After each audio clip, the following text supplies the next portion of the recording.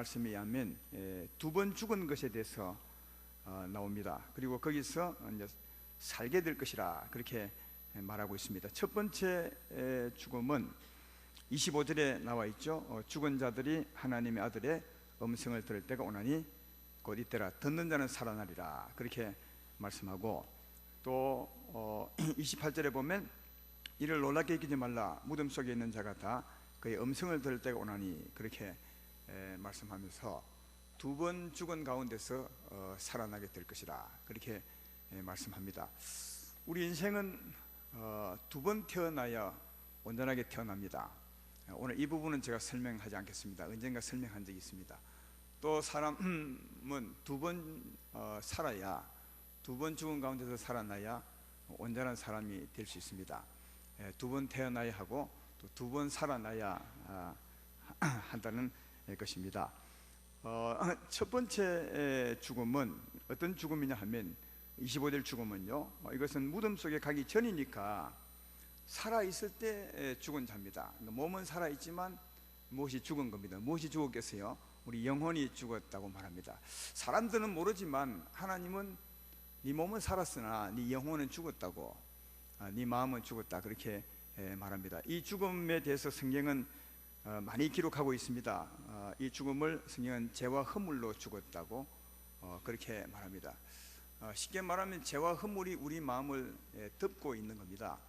죄와 허물을 좀 색깔로 말하면 검은 죄가, 시커먼 죄가 우리 인생의 마음을 이제 덮고 있는 상태죠. 그래서 육체는 살아있지만 네 영혼은, 네 마음은 검은 죄로 덮여 있어서 죽은 것이라 그렇게 말합니다. 이렇게 죽은 자가 하나님의 음성을 듣게 되면 살아난다는 겁니다.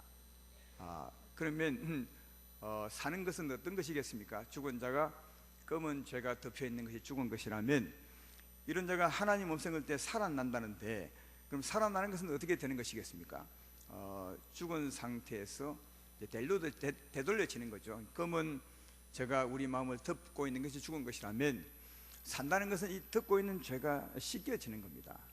우리 마음을 덮고 있는 검은 죄가 씻어지는 것이 우리가 살게 되는 것이고, 또 씻은 그 자리에 지금까지는 검은 죄로 우리를 덮고 있었다면 이제 하나님의 생명으로 감싸는 겁니다. 이것이 성경은 산다고, 사는 것이라고 그렇게 말하면서 성경 곳곳에서 그런 삶에 대해서 말하고 있습니다. 디도서 3장 5절에 보면 우리를 구원하시되 우리가 행한 바 의로운 행위로 말미암지 아니하고 오직 그의 긍휼하심을 따라 중생의 씻음과 성령의 새롭게 하심으로 하셨나니 그렇게 말합니다. 중생의 씻음, 이게 이제 우리 마음을 덮고 있는 검은 죄를 씻어내는 겁니다. 예수님 믿을 때 한번 깨끗하게 씻어내는 거죠. 그리고 성령으로 우리 마음을 새롭게 하는 것, 성령의 생명으로 우리 마음을 감싸는 것, 이것이 사는 것이라고, 죽은 자 가운데서 사는 것이라고 그렇게 말씀을 합니다. 근데 검은 죄를 씻으시면, 우리 마음에 있는 검은 죄를 씻고 나면 우리 마음이 조금은 새로워지겠죠. 깨끗해지겠죠. 거기다가 하나님의 생명을 듣게 되면 우리 마음이 이제 밝아지는 거죠. 깨끗해지는 겁니다. 이 캄캄한 밤 같은 우리 심령이 이제 그 죄를 씻어내고 하나님의 생명으로 밝게 하게 되면 마치 대낮처럼 되는 거죠. 그래서 이제 성경 다른 곳에 보면 그런 구원에 대해서 말하기를 마치 아침에 태양이 떠올라서 어두운 세상을 밝게 하는 것과 같다. 우리 구원은 그렇게 그와 같다고 설명하는 곳이 있습니다. 그러니까 검은 죄를 싹 씻어내시고 우리 주의 성령으로 우리 마음이 역사하면, 성령의 태양이 우리 마음에 떠오르면 마치 우리 심령이 대낮같이 되는 겁니다. 캄캄한 밤 같았던 사람이 밝은 대낮같이 되는 것이 이게 사는 것이라고 그렇게 말합니다. 에베소서 5장 8절로 9절에 그 삶에 대해서 말하죠. 너희가 전에는 어둠이더니 이제는 주 안에서 빛이라. 빛의 자녀처럼 행하라. 빛의 열매는 모든 착함과 의로움과 진실함에 있느니라. 그렇게 말합니다. 전에는 밤이었다는 거죠. 어두운 죄가 우리 마음을 덮고 있으니까 늘 밤이었습니다. 그러나 성령으로 씻으시고 생명으로 씻으시고 우리 가운데 하나님이 계심으로 말미암아 우리 마음이 대낮처럼 되었다고 말합니다. 그래서 우리를 낮의 자녀라고 말합니다.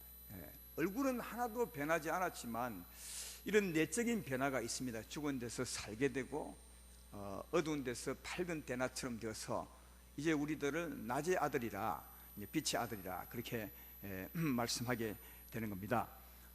그리고 우리가 어두울 때는, 죄로 덮여서 어두울 때는 우리 마음이 우중충하고 또 탐욕과 거짓으로 살 수밖에 없지만, 이 죄를 씻어내고 하나님의 밝은 마음으로 충만케 하게 되면 우리 삶이 변화가 되죠. 삶의 좋은 열매를 맺을 수 있습니다. 그런 의미에서는 또 다른 구원을 어떻게 설명하냐면, 전에는 나쁜 나무 같았는데, 못된 열매를 맺는 나쁜 나무 같았는데, 이제 구원을 받고 나면 좋은 열매를 맺는 좋은 나무같이 된다는 거죠. 더 직접적으로 비유하면, 전에는 가시나무 같았는데, 그래서 매일 남을 찌르고 욕하고 나를 위해서 사는 자가 되었는데, 이런 산자가 되면, 심령이 새롭게 되면 사과나무처럼 이렇게 변한다는, 좋은 열매 맺는 자로 변하게 된다 하는 것입니다. 이렇게 변화되는 것을 성경은 산자라고 말합니다. 죽은 데서 너희가 살았다고 그렇게 말합니다. 우리 영혼을 뜯고 있는 어두운 죄를 씻어내고 성령으로 새롭게 밝게 해주고, 캄캄한 밤 같았던 우리의 마음을 마치 태양이 떠올라서 대낮같이 한 것처럼 우리 심령을 밝게 하고, 그리고 열매로 말할 것 같으면 못된 나무 같은, 가시나무 같은 우리들을 이제 좋은 열매 맺는 좋은 나무로 바꾸었다는 거예요. 여러분, 이것을 살았다고 그렇게 말합니다. 무엇을 할 때요? 하나님 말씀을 들을 때, 죽은 자가 하나님의 아들의 음성을 들을 때가 오나니 이때라 듣는 자는 살아나리라. 그렇게 해서 하나님의 말씀을 들으면 이게 살아난다는 겁니다. 왜 살아났냐 하면 26절에 보면, 아버지께서 자기 속에 생명이 있음 같이 아들에게도 생명을 주어 그 속에 있게 하셨고, 그렇게 말합니다. 그러니까 하나님의 아들의 음성에는 사람에게 없는 생명이 있는 겁니다. 똑같은 말이지만 이게 우리 예수 믿는 사람들의 최고의 뭐랄까요, 은혜라 할까요, 다른 점이에요. 똑같은 사람이 말해도 그냥 사람 말일 수 있고요, 그러나 이 사람 말 속에 하나님이 개입되면 생명이 가는 겁니다. 생명이. 예수님 말씀 속에 생명이 있었고, 오늘날 예수님은 사람인 주의 종들을 통해서 말씀하는 것이니까, 주의 백성을 통해서 말씀하니까, 그 백성 가운데서 주님이 말씀하시면 그 말 속에 생명이 있다는 거예요. 그래서 그 말씀을 들으면 그 말씀 안에 생명이 있어서 그 말씀을 듣는 자가 회개하게 되고, 막 양심의 가책을 느끼고 회개하게 되고, 회개할 때 그 생명이 우리 심령을 새롭게 하고, 그리고 그 생명이 역사하사 우리 죽었던 심령을 밝게 하고 새롭게 하고 살려낸다는 겁니다. 이것이 산다는 겁니다. 말씀을 들을 때 산다는 겁니다. 근데 이렇게 사는 것을 또 다르게 말하면 이걸 부활이라 말합니다. 여러분, 부활이라는 말을 사전에 찾아보면 죽은 것이 산다는 뜻입니다. 우리는 이제 부활 말하면 언젠가 영광의 몸을 입는 그때만 생각하는데, 물론 그때도 부활이지만 부활은 죽은 것이 산다는 것이니까, 죽었던 우리 영혼이 사는 것도 부활입니다. 죽었던 우리 영혼이 사는 것도 부활입니다. 죽은 자가 하나님의 아들의 음성을 들을 때가 오나니 이때라 듣는 자는 살아나리라. 그것도 부활이라, 영혼이 사는 것도 부활입니다. 이걸 저는 처음 부활이라고 그렇게 말씀해주고 싶습니다. 요한복음 11장 25절 26절에 그 부활에 대해서 설명합니다. 예수님께서 하신 말씀이죠. 예수께서 이르시되 나는 부활이요 생명이니 나를 믿는 자는 죽어도 살겠고 무릇 살아서 나를 믿는 자는 영원히 죽지 아니하리니 이것을 내가 믿느냐. 이 말씀을 제가 자주 설명했지만 한 번 더 설명해보면, 예수님은 부활이요 생명이라는 말입니다. 다시 말하면 그 생명으로 부활시키는 자란 말이죠. 그래서 그 뒤에 보면 나를 믿는 자는 죽어도 살겠고, 예수님을 믿는 사람은 죽어도 산다는 말이죠. 무엇이 죽어도 무엇이 사는 겁니까? 몸이 죽어도 영원히 산다는 말이죠. 그 다음에 무릇 살아서 나를 믿는 자는, 몸이 살아서 믿는 사람은 영원히 죽지 않느라. 뭐에 영원히 죽지 않습니까? 영혼이에요. 몸은 죽습니다. 영혼은 영원히 죽지 않는다. 그래서 부활은 영혼이 사는 겁니다. 영원히 사는 겁니다. 이 영원히 언제 산다고? 이 땅에 살 때 사는 겁니다. 지금 사는 겁니다. 언젠가도 살겠지만 영혼은 이 땅에 있을 때 사는 겁니다. 하나님의 음성을 들을 때 여러분의 영혼이 살아나게 될 줄로 믿습니다. 이게 산다라는 것이고 주님이 부활시키는 것입니다. 꼭 우리가 살아야 될 부분이 이 부분임을 성경은 말씀해 주고 있습니다. 그런데 이렇게 산 자들은 이제 새로운 심령이 되었습니다. 아까 마음이 바뀌었어요. 캄캄한 밤 같았던 사람이 대낮 같은 사람으로 바뀌었습니다. 그리고 못된 가시나무 같은 존재가 그다음 좋은 사과나무 같은 존재로, 좋은 열매 맺는 존재로 바뀌었습니다. 그러면 이제 정말 새롭게 된 산자들은 남은 생애 동안 하나님을 의지하고 살면, 나무들이 좋은 나무들도 물 마시고 살잖아요. 영양분을 끌어올리고 살잖아요. 그 좋은 나무가 땅에 뿌리를 내리고 그 좋은 물을 끌어올려 힘을 내고 살듯이 우리들도 이제 새로운 피조물 되고 난 후에 하나님을 의지하고 살면 좋은 삶의 열매를 맺는 거죠. 사랑의 열매를 맺을 것이고 오래 참는 열매를 맺을 것이고 자비와 은혜의 열매를 맺겠죠. 그래서 이런 삶을 살면 우리 삶의 열매가 맺혀지는 거예요. 하늘의 씨앗을 곡식을 알곡을 맺는 것처럼 맺는 겁니다. 이렇게 살다가 죽으면 이 몸은 흙에서 왔으니까 흙으로 돌아갑니다. 이 몸은 살지 않습니다. 이 몸은 이 땅에 있는 것이라 반드시 흙으로 돌아가지만, 그가 흙으로 돌아갔지만 남는 게 있습니다. 그게 삶의 열매는 남는 거예요. 영생의 열매는 남는 겁니다. 이걸 꼭 기억하셔야 돼요. 무덤에 들어갔지만 남는 게 있습니다. 삶의 열매는 남습니다. 성경은 그가 낙원에 가 있을 것이라고, 산 영혼이 낙원에 가 있게 될 것이라고 그렇게 말합니다. 그러면 한편 반대로 아직도 살지 않은 자, 죽은 자 말이죠. 마음이 죄와 허물로 덮여 있고 마음이 밤처럼 시커멓고 어둡고, 그리고 또 나무로 비유하자면 가시나무 같은 자들은 어떻게 되겠습니까? 그들도 그들의 삶의 열매를 맺습니다. 여러분, 가시나무도 열매를 맺습니다. 못된 열매를 맺죠. 못된 나무가 나쁜 열매를 맺는 것처럼 가시나무도 열매를 맺습니다. 다만 못된 열매를 맺는 거죠.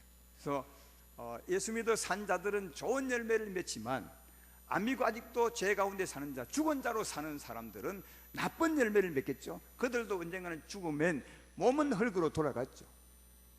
믿고 죽은 사람도 몸은 흙으로 돌아가고, 안 믿고 죽은 사람은 몸은 흙으로 돌아갔지만, 믿고 죽은 사람은 좋은 열매를 남길 것이고, 그 다음 안 믿고 죽은 사람은 나쁜 열매를 남기겠죠. 그렇습니다. 다 무덤 속에 들어가지만, 한 사람은 좋은 열매를 남기고 무덤 속에 가 있고, 한 사람은 나쁜 열매를 남기고 무덤 속에 가 있는 거예요.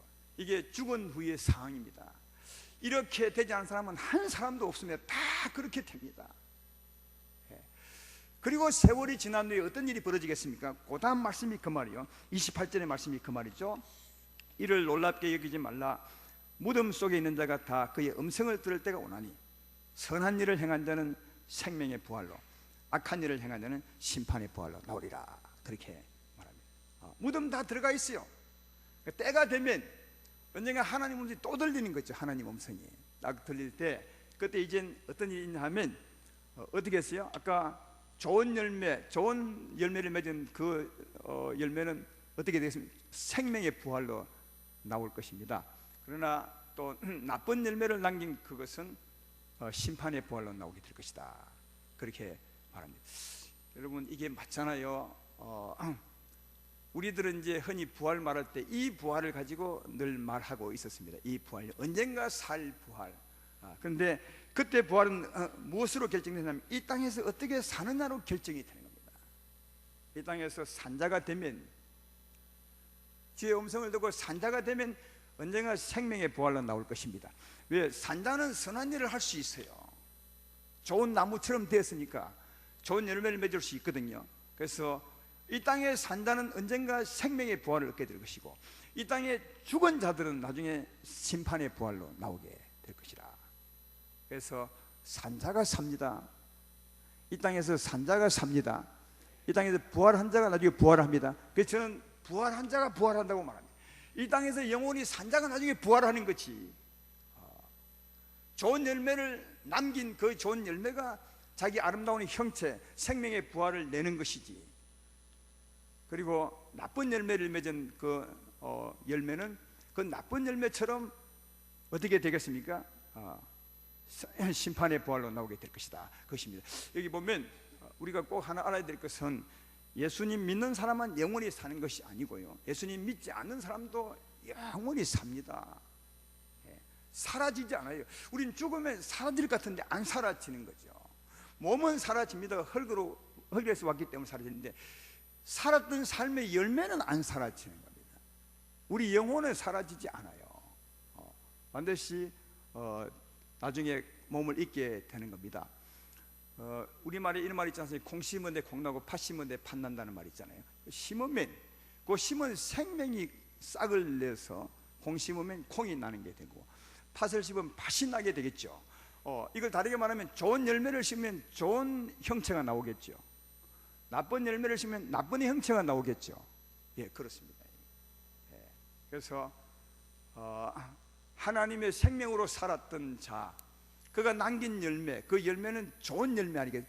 좋은 열매이기 때문에 좋은 씨를 심으면 좋은 나무가 나듯이 좋은 열매가 심겨지면 나중에 생명의 부활, 좋은 부활로 나오게 될 것이고, 나쁜 열매를 심으면 뭐라고요?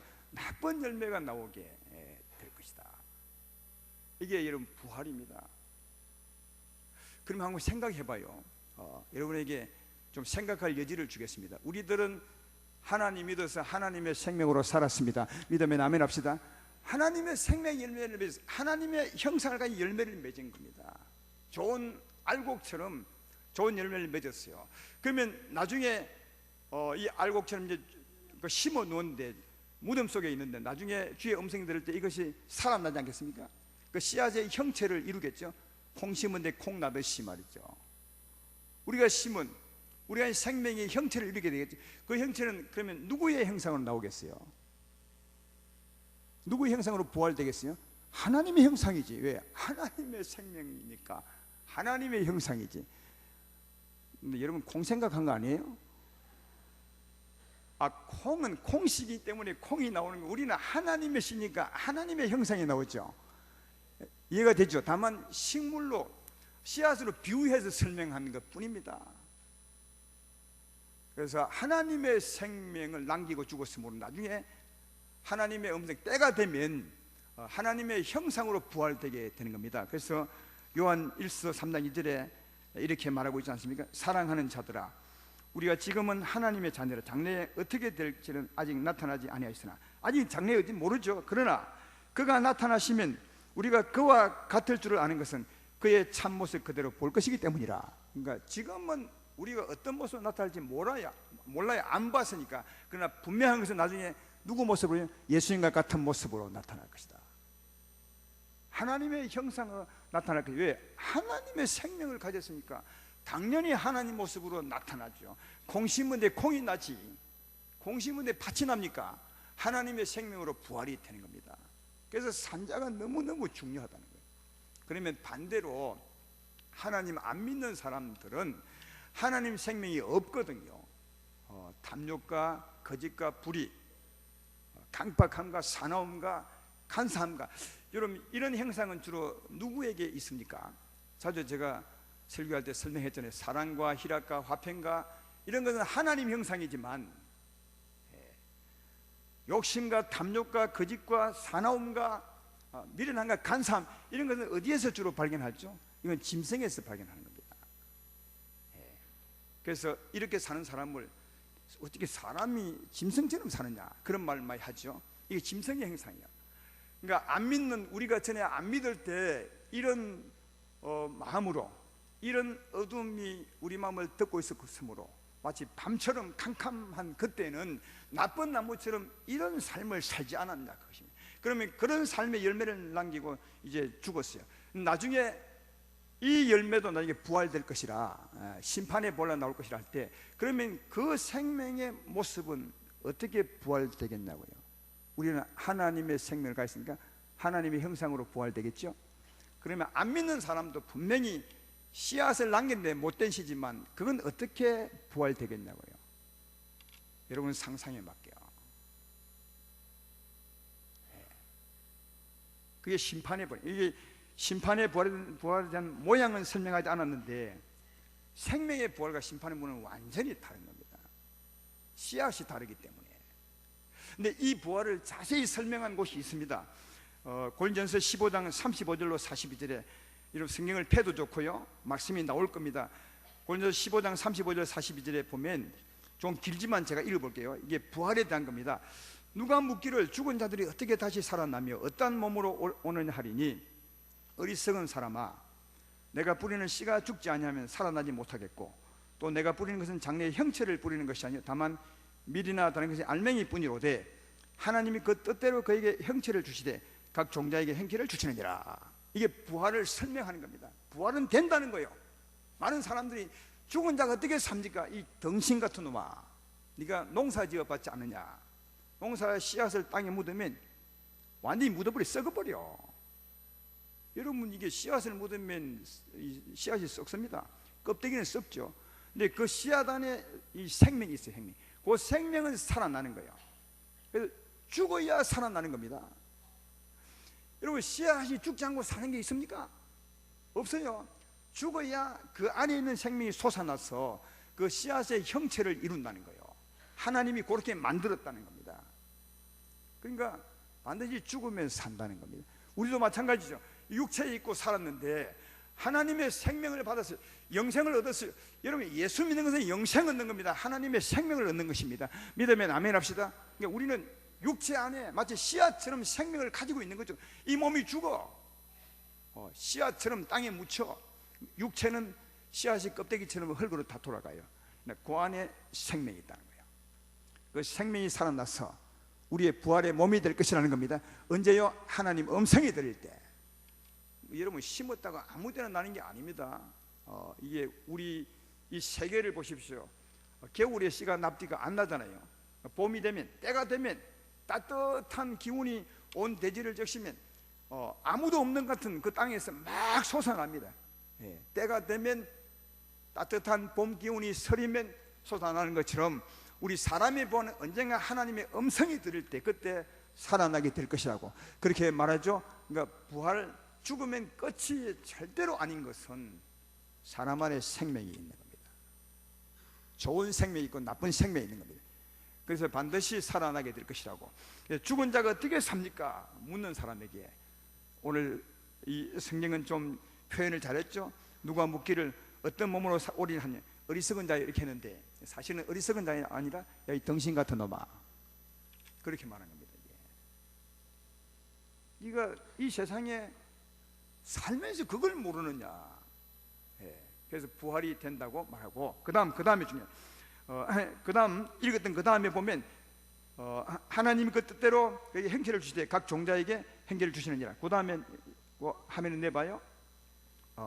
육체는 다 같은 육체가 아니니, 거기서부터요 나왔죠.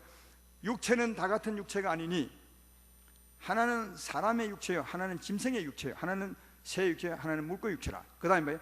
하늘에 속한 형체도 있고 땅에 속한 형체도 있으니. 여러분, 위에 화면 지우지 말아요. 육체는 다 같은 육체가 아니, 하나는 사람의 육체요, 하나는 짐승의 육체요, 하나는 새 육체요, 하나는 물고기 육체라. 이 세상에 형체를 다 해놓은 거죠. 그것을 하늘에 속한 형체도 있고 땅에 속한 형체도 있으니, 그러면 이 중에서 하늘에 속한 형체는 무엇입니까? 사람, 짐승, 물고기, 새 중에 하늘에 속한 형체는 무엇이냐고요? 사람의 형체죠? 아니, 그것도 잘 모르십니까? 사람의 형체는 하나님의 형상을 따라 지었잖아요.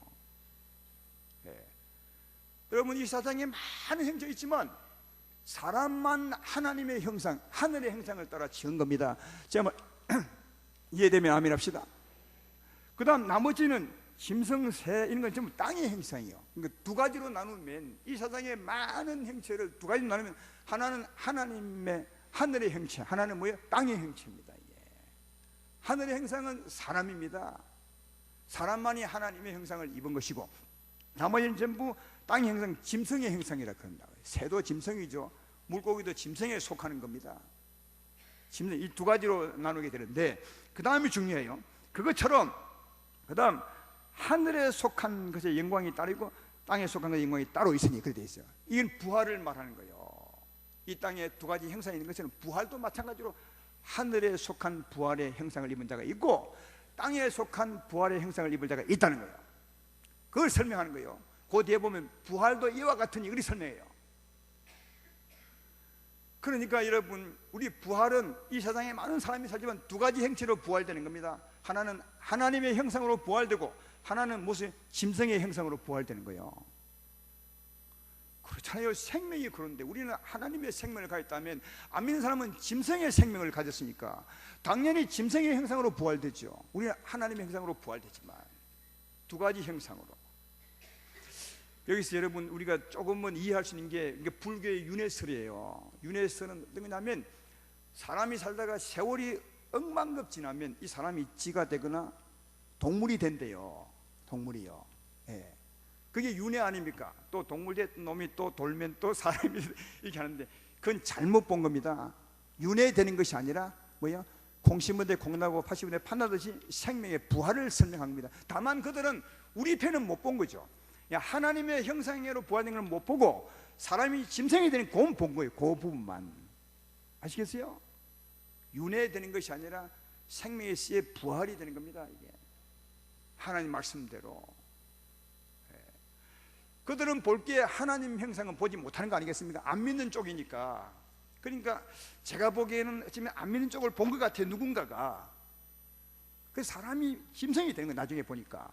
그래서 이게 윤회가 되는구나 그래 하는데 윤회가 되기는 뭐 윤회가 되는 것입니까? 아니 사람이 있다가 돌면 짐승이 되는 것입니까? 그건 그렇게 안 맞는 게 어디 있습니까? 근데 이건 맞아요. 짐승의 씨를 가지면 짐승의 형상을 부활되는 거예요. 하나님의 형상을 가지면 하나님의 씨를 가지면 하나님의 형상으로 부활되는 것입니다. 이해가 되십니까? 이 땅에 수많은 사람이 사는데 꼭 두 가지로 삽니다. 하나는 하나님의 형상을 받아 사는 사람, 하나는 여전히 죄인으로 사는 겁니다. 죄인의 형상은 짐승의 형상입니다. 마귀에게 유혹되어 사는 것이니까 짐승의 형상을 가지고 사는 겁니다. 그래서 이 땅에 살 동안은 똑같은 사람의 얼굴로 살지만 열매는 다르게 남기는 거죠. 하나님의 생명의 열매를 남기고 하나는 짐승의 열매를 남기는 겁니다. 이렇게 무덤 안에 들어가 있습니다.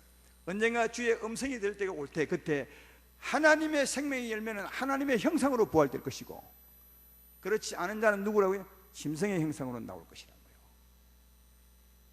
하늘의 영광을 입을 자도 있고 땅의 영광을 입을 자도 있고 그렇게 말하죠.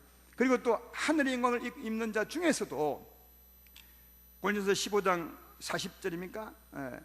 하늘에 속한 영광이 따로 있고 땅에 속한 영광이 따로 있으니 그 다음 해의 영광이 다르고 달의 영광이 다르며 별의 영광도 다르며 별과 별의 영광이 다르다. 이건 하늘에 속한 영광 중에서 우리 중에서도 영광의 차이가 있다는 거죠. 어떤 사람은 해 같은 영광, 어떤 사람은 달 같은 영광, 어떤 사람은 별 같은 영광, 별 중에서도 별똥별 같은 영광이 있어요. 해 같은 영광은 우리가 기대하면 안 돼. 이 해 같은 영광은 예수님 거예요. 예수님이 해 같은 영광이고 우리는 이제 달 같은 영광이나 큰 별 같은 영광이나 조금 작은 별 같은 영광이 있겠죠. 이게 전부 하늘에 속한 거 아닙니까? 해도 하늘에 있고 달도 하늘에 있고 별도 하늘에 있죠. 하늘에 속한 형체 중에서 하나님의 형상을 입을 자 중에서 영광의 차이가 있다는 것을 저 별과 달과 해가 우리에게 설명해 주고 있다는 겁니다. 여러분은 어떤 영광을 바라겠습니까? 다 해 같은 영광을 바라겠죠. 해는 꿈도 꾸지 마십시오. 해는 예수님 겁니다. 그리고 해로 말미암아 달의 영광, 별의 영광일 텐데 이렇게 물으면 다 달 되겠다고 원하겠죠. 달 된다면 달 되려면 잘 사셔야 합니다. 오늘 말씀의 끝을 맺으면 이 하늘의 영광, 부활의 영광은 전부 이 땅에서 결정된다는 거예요. 땅에서 사느냐 죽느냐, 생명의 부활로 나오느냐 아니면 사망의 부활로 나오느냐, 이것도 땅에서 결정되는 겁니다. 이 땅에 산 자는 생명의 부활로 나올 것입니다. 이 땅에 살지 못한 자는 심판의 부활로 나올 수밖에 없는 겁니다. 죽은 후에 부활은 이 땅에서 살 동안 우리 삶과 연관되어 있다는 겁니다. 그리고 살아난 자들의 영광도 이 땅에서 어떻게 사느냐에 따라 다릅니다. 여러분 농사 지을 때 우리가 씨를 신잖아요. 그 씨를 뿌릴 때 쭉정이를 뿌리는 사람이 없잖아요. 또 씨가 좀 부실한 것은 안 뿌리죠. 튼튼한 것을 뿌리죠. 왜? 튼튼한 씨를 뿌리면 튼튼한 싹이 나오거든요. 그것처럼 이 땅에 사는 동안 튼튼한 알곡을 만든다면, 삶의 열매를 튼튼하게 만든다면 나중에 영광도 크겠지만, 우리 삶의 열매가 부실하다면 영광도 줄어들겠죠. 따라서 이미 하나님의 생명의 부활을 얻고 그 부활의 영광의 차이도 이 땅에서 삶에서 결정이 된다는 걸 알 수 있는데, 이 땅의 삶의 결정, 가장 결정적인 것이 뭐냐면 하나님 말씀이라는 거예요. 하나님 말씀을 들을 때 죽은 자가 살아난다는 거예요. 죽은 자가 살아난다는 거예요. 하나님 말씀을 들을 때 회개하고, 제가 보니 그래요. 말씀을 들을 때 하나님이 믿어지고, 말씀을 들을 때 생명을 넣고, 말씀을 들을 때 힘을 얻습니다. 전부 말씀 들을 때 오는 것은 그 말씀 안에 생명이 있는 겁니다. 더 잘 들어야 될 것은 여기 말씀이라 하지 않고요, 하나님의 아들의 음성이라 그래요. 그냥 말씀을 듣는 것이 아닙니다. 말씀 속에서 하나님의 음성을 들으셔야 돼요. 설교 통해서 하나님의 음성을 들으셔야 돼요. 그냥 설교를 들으면 아무 의미가 없는 거죠. 네. 여러분, 설교 속에서 하나님의 음성을 들으셔야 돼요. 이걸 다르게 말하면 은혜를 받으셔야 된다니까요. 전혀 다르잖아요. 똑같은 설교 듣는데 어떤 사람은 기분이 나빠. 목사님이 나를 왜 그래 쳐? 왜 저렇게 설교해? 전혀 이해가 안 돼. 이 사람은 설교는 듣고 있지만 하나님의 음성은 전혀 못 듣고 있는 거죠. 그러나 어떤 날에는 말이야, 똑같은 사람일지라도 어제 그렇게 말했던 분들 어떤 날에는 하나님 말씀을 듣는데, 설교를 듣는데 너무 은혜스러운 거예요. 내한테 하는 것 같고, 나를 사랑하는 말씀 같고, 가슴이 울리고 회개되고 주의 말씀이 믿어지고 은혜가 넘칠 때가 있어요. 그는 그때 하나님의 음성을 듣고 있는 거예요. 설교 통해서 음성을 듣고 있는, 이게 사는 겁니다. 그래서 여기는 말씀이라 하지 않습니다. 하나님 아들의 음성이란 말이에요. 음성, 그게 살아있는 거거든요.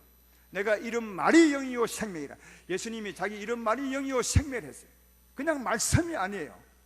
주님 하신 말씀, 음성, 살아있는 말씀이 우리 가운데 임하면 우리 영혼을 새롭게 할 줄로 믿습니다. 우리 심령에 힘을 줄 줄로 믿습니다. 더욱더 살아나게 될 줄로 믿습니다. 그러면 이 땅에 사는 동안 꼭 하나님의 음성을 듣고 살아야 되고, 산자가 더욱더 살기 위해서 하나님의 음성을 끊임없이 듣고 살아야 된다는 사실을 알 수가 있습니다. 우리의 부활도 이 땅에 우리 삶에 달렸고, 부활의 영광도 이 땅에 우리 삶의 모습에 달렸음을 잘 기억하시고, 하나님의 음성을 들으시고 살아나시고, 산자가 더욱더 주의 말씀으로 더 살아나는 역사에 있어서 여러분의 영광을 만들어 가시기를 주의 이름으로 축원합니다.